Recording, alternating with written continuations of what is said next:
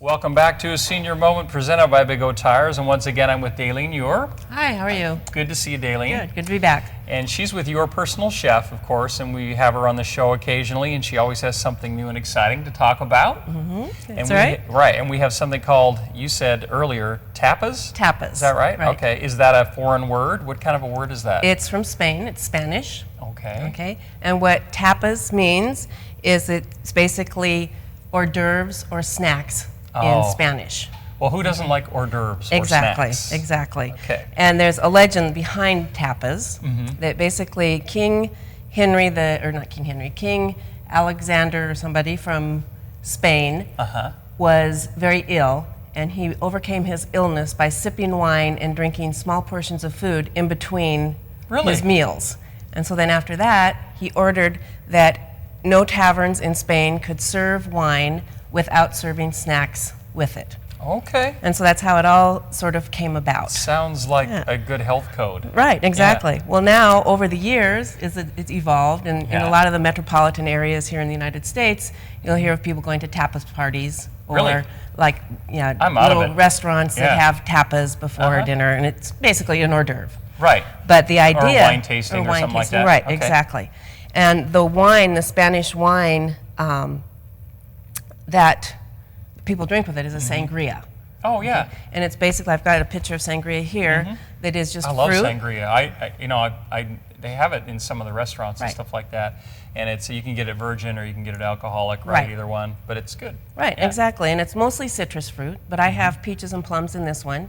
And then I have opted to go with the non-alcoholic version, and so I've substituted the red wine with a sparkling cranberry juice. Oh, I love that stuff too. Yeah, so it works, kind of just the same. Absolutely. Okay, and so now, again, back to the original tapas, way back, I don't know when, million years ago. Whenever. Yeah, not whenever. A history buff myself, but anyway. Okay, when people were drinking their wine, it started off being just a piece of bread with some meat on it, and they would put it over their wine glass while they weren't sipping to keep the flies out.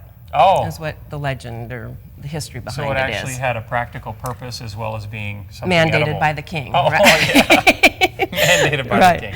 And then, but over the years, just with, like the people that have, come into Spain or the revolutions or, whatever they had, it's evolved and more European tastes came into the they tapas. Adopted it. Right, exactly.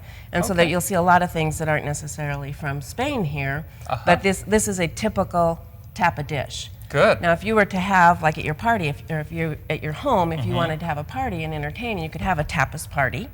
The idea is to have big platters of several hors d'oeuvres or several snacks with small plates, and then your guests would go and fill up their plate. But the idea is to encourage conversation. Oh. So then you'd carry your plate around and you would mingle with the guests at the It's a good idea. I'm going to have to consider that. There you go. Yeah. And I would love to do that for you. I just need some friends. No, oh, you need friends? Yeah.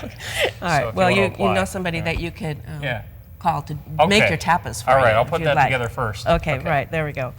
So what do we have here? Now, what we have, I've got a list here also. I don't know if you can zoom in on it. There are meatballs with tomato on a skewer.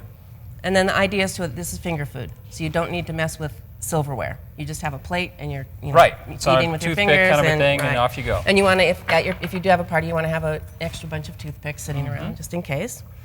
Okay, and then after the meatballs, we have a spicy shrimp with cherry tomatoes on a skewer. Good. Yeah. Then I love shrimp. next thing is a marinated flank steak with sesame seeds, and I just barbecued it. Really you kind of want to barbecue them a little bit rare.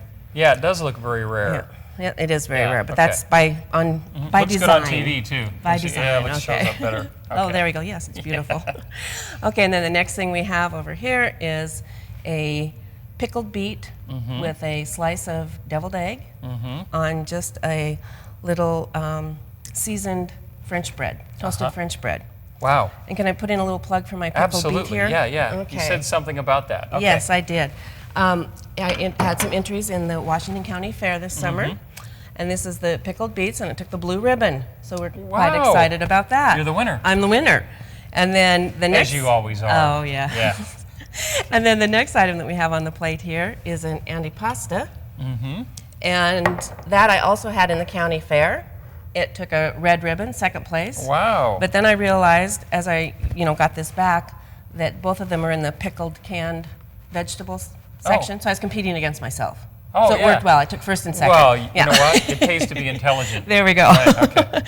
And in the antipasta, this is just a combination of any garden vegetables in a tomato sauce with vinegar. And then you let it sit on the shelf for a while, and then you just let it pickle. Huh. And then I serve that with French bread. Now, tell us about this, the last couple, and then I'll ask you a question or two. The last two, this is a very traditionally Spanish tapa, actually. Tapa, right? Okay.